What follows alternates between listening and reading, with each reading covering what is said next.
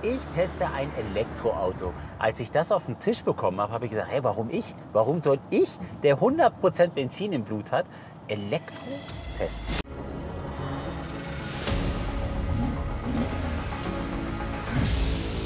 Das Auto ist anscheinend ein Alleskönner. Das heißt, das Auto soll extrem viel Luxus haben. Das Auto soll mega auf der Straße sein.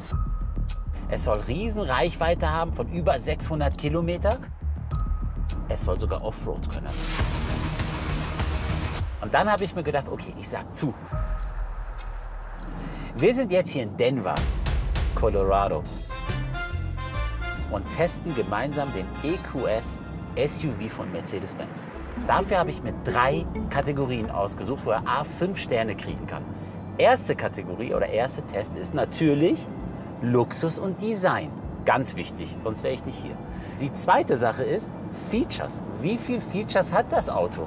Die dritte Sache ist Handling und Komfort. Also kann er 15 Sterne erreichen. Und das, was ich gelesen habe, das, was das Auto drauf haben soll, da muss er mindestens 13 Sterne erreichen. Ansonsten ist das eine absolute Niederlage für dieses Auto. Auf Papier kommt so rüber, als ob dieses Auto alles kann. Und das testen wir jetzt. Kann dieses Auto alles oder sind das nur leere Versprechungen?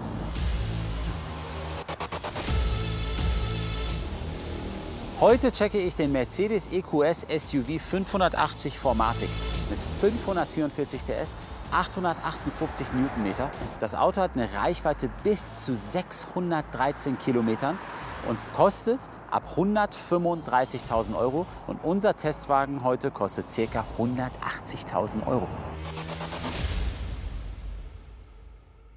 So, meine Freunde, jetzt kommt meine Lieblingskategorie, Kategorie 1. Und zwar Außendesign und Luxus, was Innenraum betrifft. Und wir fangen erstmal außen an. Ich gehe mal ganz vorsichtig an diesem Fahrzeug ran, weil ihr wisst ja, Elektromobilität muss ja auch Sinn und Zweck haben. Die müssen ja ganz anders das Auto designen. Die können ja nicht so mega geile Grills hier vorne bauen oder sonstiges, wie bei der G-Klasse oder sonst. Denn da passt die Aerodynamik nicht. Und jetzt haben wir hier eine heftige Frontschürze in dem Sinne. Und was ich aber wiederum mega cool finde, ist Ursprung Mercedes-Benz Stern. Ich komme ja auch eigentlich aus der Oldtimer-Schiene und wenn ich meinen Frontgrill mir anschaue und diese Sterne sehe, wo Karl Benz selber zum Gewerbeamt gegangen ist und einen Gewerbeschein angemeldet hat und sein Logo angemeldet hat und das kommt jetzt wieder, das ist für mich so ein Punkt, wo ich sage, geil gemacht. Das Auto ist ziemlich groß. Es wirkt zwar nicht so, aber ich gehe mal das Auto mal kurz ab. Okay? 1, 2, 3, 4, 5. 5 Meter circa, aber trotzdem wirkt das Auto sehr kompakt. Das Auto wirkt nicht klobig. Und das haben sie gut hingekriegt, was Design betrifft.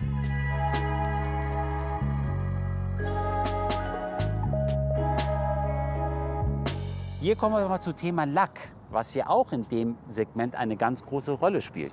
Okay? Und diese Farbe erinnert mich an Mystique Weiß bei dem SLS. Bei dem Vorgänger hieß es noch Mystique Weiß. Und selbst da hat das Mercedes nicht hinbekommen. Gleiche Farbton zwischen Karosserie, also Aluminium, und Heckschürze, sozusagen Plastik hinzubekommen. Und wenn man hier genauer hinguckt, ist meine Karosserie ein Tickel dunkler. Und jetzt schauen wir uns das Auto mal innen an und dann vergeben wir die ersten Sterne. Mercedes sagt selber, das ist das luxuriöseste Auto aktuell in seinem Gebiet. Und was fällt mir sofort auf? Ich gucke rein und dann habe ich hier meine Seitenverkleidung. Da steht zwar Airbag drauf, aber das ist auch alles aus Plastik. Und guckt euch mal dieses Spaltmaß hier an, wo ich mein Innenleben fast sehe. Und das sind so Punkte, wo ich einfach sage, das ist ein No-Go. Neues Lenkrad, neue Generation von Mercedes. Viele schimpfen ja darüber, dass das ganze Touchscreen-Zeug ein bisschen nervt. Ich persönlich finde es gar nicht. Ich persönlich finde, das ist völlig okay. Im Gegensatz zu anderen Marken, im Gegensatz zu anderen Herstellern hat Mercedes das extrem gut hinbekommen. Dann haben wir unsere riesen Navigationsanlage hier in der Mitte. Das ist schon genial. Und dann habe ich noch sozusagen mein Beifahrerdisplay, wo mein Beifahrer auch noch alles steuern kann. Das ist Technik, das ist auch ein Stück Luxus. Was mir hier in dem Fahrzeug komplett fehlt und was für mich immer eigentlich schon Standard ist, was für mich Luxus bedeutet, ist mein Himmel. Mein Himmel wirkt hier extrem billig. Wenn ich mir so ein Auto gönne, möchte ich alles haben. Das kannst du alles bei Mercedes bestellen. Das hat nur mein Testwagen nicht. Hinten, was ja natürlich eine ganz große Rolle spielt für so ein Auto, die Sportsitze, die schwarzen Sitze, jetzt, die ich jetzt hier habe, die finde ich persönlich nicht hochwertig. Die haben auch eine sehr, sehr grobe Lederstruktur. Ich bin eher der Fan davon, dass diese feine Napa-Lederstruktur da ist. Aber jetzt ist es hier so. Ich kann aber super hinten mich reinsetzen. Alles gut. Zusätzlich könnte ich mir hier einmal die Re-Entertainment-Anlage bestellen, wo ich von hinten auch alles sehen kann, Navigation, wo wir sind. Ich kann alles von hinten auch steuern. Das ist eine mega coole Sache. Hat dieses Auto leider nicht. Jetzt kommt zur Sternevergabe. Hier haben wir 5 Sterne zu vergeben. Außendesign, innen, was Luxus betrifft. Und ich muss sagen, alles unter 4 Sterne wäre ein Armutszeugnis für dieses Auto. Definitiv, das würde gar nicht gehen. Aber nichtsdestotrotz, durch mein Hyper-Display innen und auch mein Lenkrad und was alles innen ist. Innen, wenn es nur um innen gegangen wäre, wären wir echt bei 3 Sternen. Aber das Auto hat außen für mich extrem viel rausgeholt, weil trotz Elektrofahrzeug haben sie das Auto meines Erachtens auch sehr schön hingekriegt. Die haben sich extrem nah an die Verbrenner rangehalten. Und deswegen kriegt dieses Auto, was Design und Luxus betrifft, von mir 4 von 5 Sternen. Wenn er 5 Sterne bekommen will, dann muss alles 100% passen. Bei Luxus hätte ich echt gedacht, dass das Ding alles weghaut. Das war schon ein bisschen enttäuschend.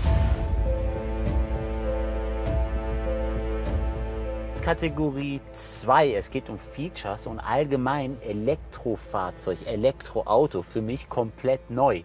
Und jetzt gucken wir uns auch mal unser Hyper-Display hier an. Das ist schon krass. Und ich fange mal an mit Navigation. Hey Mercedes. How can I help? Take me to 18300W Alameda Parkway in Morrison. Route guidance to 18300 West Alameda Parkway, Morrison is starting. Mega! Also das hat schon mal super geklappt. Und jetzt fangen wir an. 17 Meilen haben wir. Wir fahren jetzt auch durch Denver. Ich bin noch nie so lange am Stück ein Elektroauto gefahren. Und da hat das Auto auch eine mega coole Funktion, wo ich einfach rauftippen kann und dann zeigt er mir sofort die nächsten Elektroladestationen an. Und innerhalb von 31 Minuten lädt er das Auto hoch bis 80%. Das ist schon sehr, sehr ordentlich, muss ich sagen. Wir sind in Amerika, wir sind in Denver und ich fahre so ein Auto auch noch zum ersten Mal, so ein Elektroauto mit 544 PS und weit über 800 Newtonmeter. Mega viel Power, was wir definitiv in Amerika nicht 100% testen können, weil hier sind die Polizisten ziemlich streng. Was ich auch bei dem Auto so mega feier, was für mich ziemlich neu ist, was ich bei den anderen Fahrzeugen, die ich bisher hatte, noch nicht kenne, bei Mercedes schon gar nicht, ist mein Beifahrerdisplay. Und mein Beifahrerdisplay ist so intelligent, dass es nur angeht, wenn ich auch einen Beifahrer dabei habe. Und gucke ich mehr als 2-3 Sekunden auf mein Beifahrerdisplay, dann reagiert er sofort und schaltet es ab. Weil da so Sachen sind, die du noch nicht kennst oder halt dir Sachen anzeigt, die einfach dich mega ablenken. Und das ist echt mega intelligent, weil wenn ich meinen Außenspiegel mir dann anschaue, um einzuparken oder sowas, darauf reagiert er nicht. Hey Mercedes. How can I help? It's so cold today. I'm increasing the temperature to 72 degrees. Das ist schon mal eine coole Nummer. Ne? Wenn du sagst einfach, mir ist kalt, dann erhöht er die Temperatur von alleine. Das ist schon mega cool gemacht, das ist richtig geil gemacht und das feiere ich absolut. Also was das betrifft, ist es richtig geil und vor allen Dingen auch meine komplette Ambientebeleuchtung. Da gehen wir hier auf Komfort, dann haben wir hier einmal Ambientelicht und das sind zig verschiedene Möglichkeiten. Ich kann auf einfarbig gehen, kann sogar die Farbe selber bestimmen, hellgelb, dunkelgelb, dann Überschnitt auf weiß. Also es ist alles möglich und dann haben wir noch die coole Einstellung, was ich richtig cool finde. Wir können ganz genau sehen, wie wir unsere Batterie verbrauchen, je nachdem, wie viel Gas wir geben.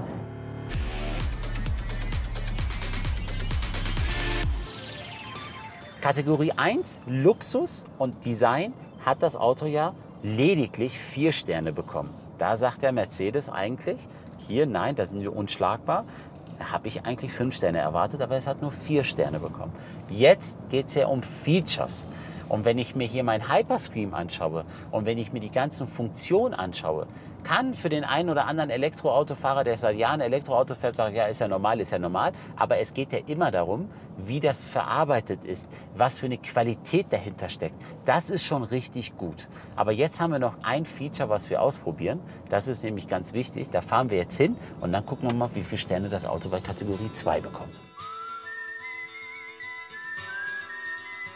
Das Auto parkt ja komplett eigenständig ein. Das ist ja keine große Kunst mehr. Das kann fast jedes Auto inzwischen im Neuwagensegment. Aber hier reden wir über ein Auto, was über 5 Meter lang ist und fast 2 Meter breit ist. Und das Auto kann vorwärts, rückwärts und seitlich einparken. Und das testen wir jetzt mal aus, ob er das kann oder nicht.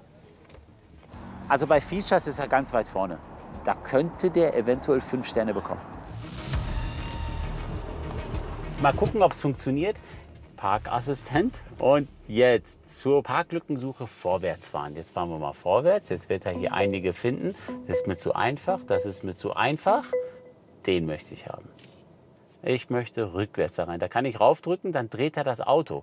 Und ich möchte vorwärts rein. Okay. So, und jetzt macht er das. Jetzt fährt er rein. Mal gucken. Nee, der findet diesen Parkplatz hier nicht. Der parkt woanders. So, also es klappt eigentlich einwandfrei, aber es ist nicht mein Parkplatz, was ich haben will. Wir brechen ab. Das ist mega schwach. Ich fahre jetzt rückwärts. Rückwärts. Dann parke ich da jetzt selber ein, weißt du das? Das hat er jetzt nicht bestanden, weil ich wollte in diese Parklücke rein. Natürlich gibt es hier heute mehrere Parkplätze frei, aber stellt euch mal vor, es wäre jetzt alles voll. Ich parke da ganz easy rein, aber das geht nicht, mein lieber Mercedes. Das hast du leider nicht geschafft. Das Auto rechnet alles genau aus. Und selbst bei 0,5% Risiko, dass er irgendwo rankommt mit einer Felge, mit einem Außenspiegel oder sonstiges, bricht er ab.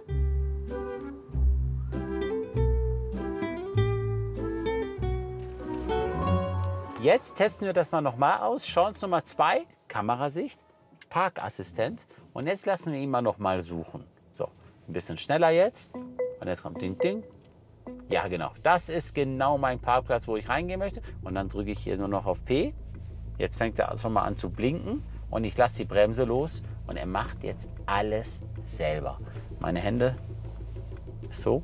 Und das Ganze ohne den anderen neben sich, vor sich, hinter sich zu beschädigen. Das finde ich krass. Das finde ich einfach krass. So. Und jetzt? Ich mache gar nichts. Ja, der macht alles selber. Komplett. Komplett. So. So, jetzt justiert er sich nochmal.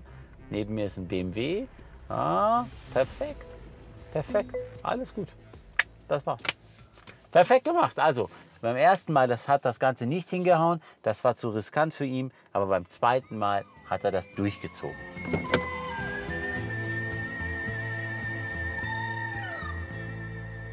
So. Wir kommen direkt zur Sache. Es geht um Features, was dieses Auto hat. Natürlich ist dieses Auto total Neuland für mich. Ich bin so viele Displays innen gar nicht gewöhnt. Und mit so viel Funktion umzugehen, bin ich auch nicht gewöhnt. Der hätte jetzt auch von mir die vollen 5 Sterne bekommen, wenn der beim ersten Mal perfekt eingeparkt hätte. Hat er nicht geschafft. Beim zweiten Mal hat er das mit Bravour geschafft. 4 von 5 Sternen.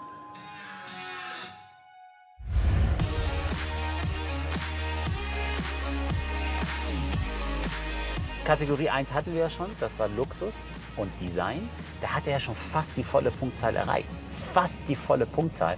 Leider haben so ein paar Nuancen gefehlt. Das hat die vollen 5 Sterne bekommen, deswegen nur 4. Was die Features betrifft und die ganzen Funktionen betrifft, hat er auch nur 4 bekommen. Hätte er da richtig eingepackt, da wo ich es wollte, hätte das Auto 5 Sterne bekommen. Hat es aber nicht. Und jetzt hat das Auto die letzte Chance, alles noch mal rauszuholen. Kategorie 3, und zwar geht es um Handling, Komfort und eine Sache, worauf ich mich richtig freue, was Mercedes ja sagt, das kann das Auto ohne Probleme, ist Offroad.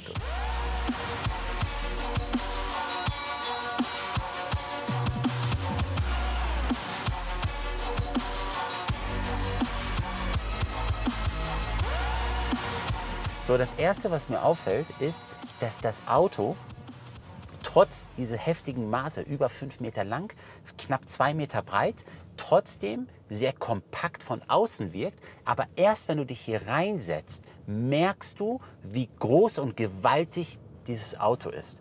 Und für mich sind die Spiegel, die Außenspiegel, wesentlich zu klein. Ich habe hier kaum Übersicht. Und ich habe die ganze Zeit eben versucht, meine Spiegel perfekt einzustellen, aber ich kriege es irgendwie nicht hin. Also für mich ist das Auto rechts und links nach hinten zu schauen nicht übersichtlich, definitiv nicht.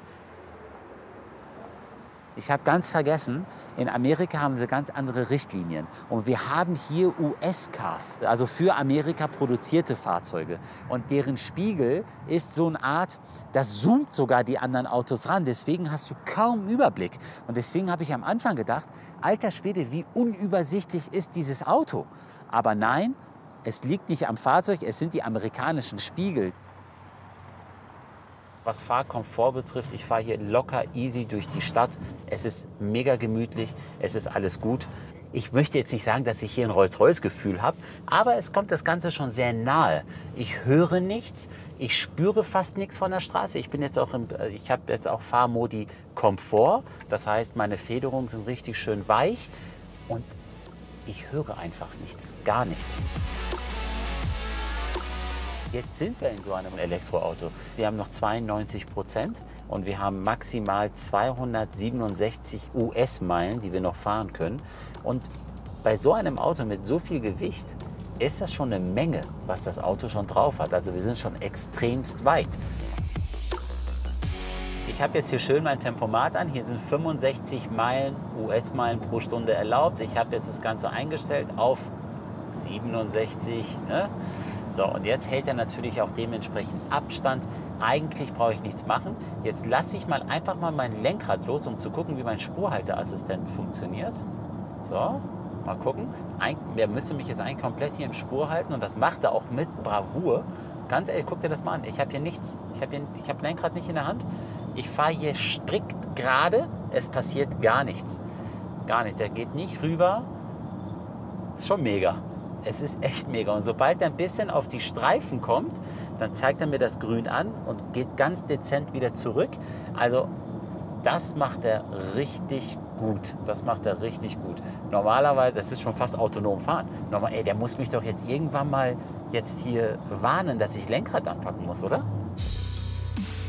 In Europa fängt das Auto ab 15 Sekunden an schon zu piepen. Und dann wird das Auto ziemlich laut. Und irgendwann stoppt es. In Amerika ist die Richtlinie anders. In Amerika ist die Richtlinie auf 45 Sekunden gesetzt. Dann brauchst du nur einmal mit deiner Hand ran und dann kannst du es wieder loslassen. Und dann fährt er wieder 45 Sekunden.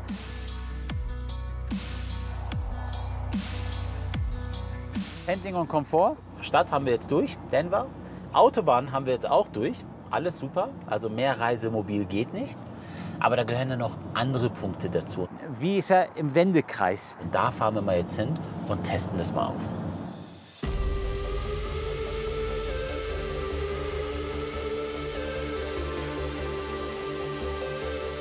Jetzt geht's los. Jetzt probieren wir mal Wendekreis. Und zwar habe ich hier ein GLS. Von den Maßen her fast gleich. Also das Auto ist auch ca. 5 Meter lang und ca. 2 Meter breit. Und da haben wir eine Pylone aufgestellt. Und jetzt testen wir mal einmal mit lenkende Achse. Das hat nämlich unser EQS.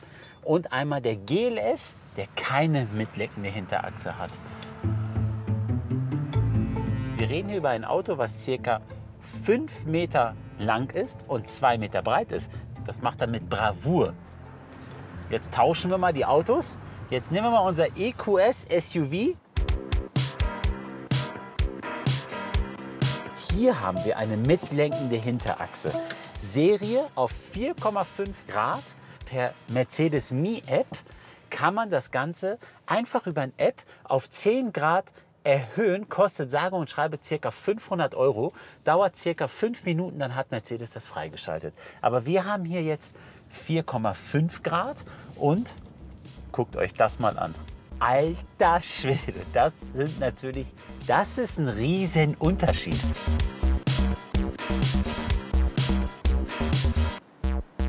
Der GLS war schon super für so ein Auto, aber der EQS SUV ist perfekt. Das war so easy. Zack, zack, zack, zack, zack. Das war überhaupt kein Thema. Da war ich echt überrascht, wie viel Auswirkung 4,5 Grad haben. Das ist Wahnsinn. Und wenn du dann noch die 10 Grad dazu buchst, da kannst du ja fast im Stehen wenden. Das ist unglaublich. Also, das gehört für mich mit zu Handling und Komfort. Hat er auch bestanden. Und jetzt geht's ab zu Offroad. Ich wette, dass noch nicht mal 1% der EQS SUV-Fahrer Offroad fahren. Nicht 1%. Die wissen gar nicht, was ihr Auto kann. Wir reden hier über ein SUV. Ey, das wird hart.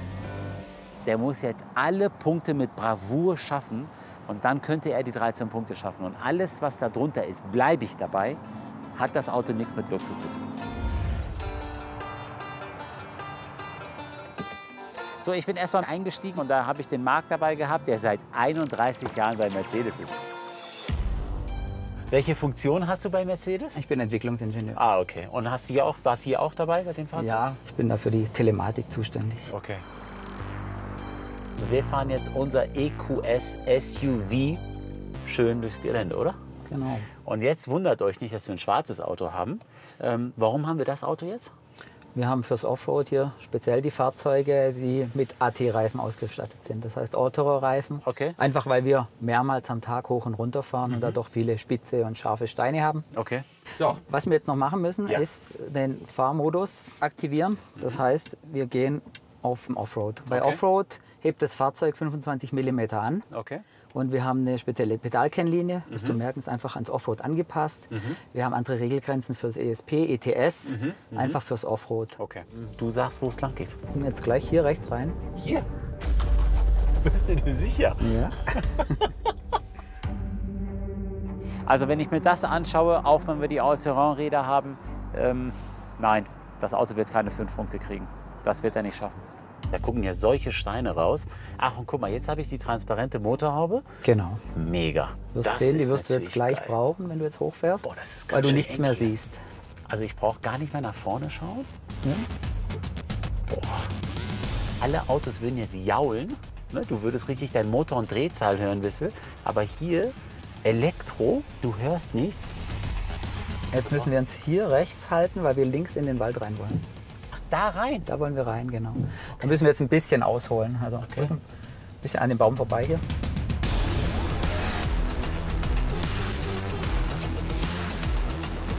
Heute ist ein Rad in der Luft. Das ist geil.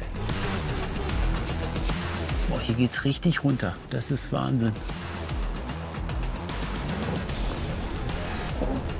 Hier muss man sich 1000% konzentrieren. Noch weiter, weiter noch gerade, gerade. Es muss gar nicht so viel Steigerung sein. Auch bei kleinen Steigerungen, wenn du vorne nichts siehst, kannst du dich zu 100% auf deine Kamera verlassen. Das ist echt eine coole Nummer. Ja, wir haben 3 Kameras, eine vorne, 2 in den Außenspiegeln Ja. und die dann das Bild unter dem Fahrzeug berechnen. Okay.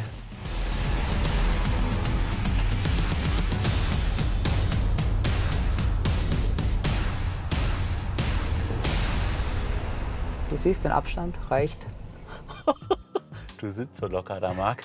Wir bewegen hier ca. 200.000 €. Wir haben ja die 10 Grad jetzt hier.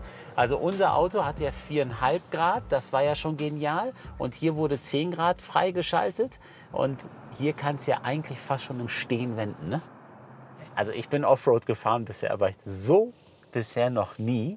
Als ich mir das Auto das erste Mal angeschaut habe, wo wir angekommen sind, hätte ich alles gedacht, aber das nicht. Definitiv nicht. Wir sprechen hier immer noch über ein SUV. Es ist kein Geländewagen, ne? Das darf man nicht vergessen. So, und jetzt sind wir wieder auf normalen Straßenverkehr und können fahren. Und das Schöne dabei ist, dass ein Elektroauto sowas kann. Ja, Marc, vielen, vielen Dank. Ich hoffe, es hat Spaß gemacht. Es war mega. Es hat nicht nur Spaß gemacht, ich bin total schockiert, dass das Auto das drauf hat. Das hätte ich nicht gedacht. Das Auto kann Offroad. Für seine Verhältnisse auf höchstem Niveau.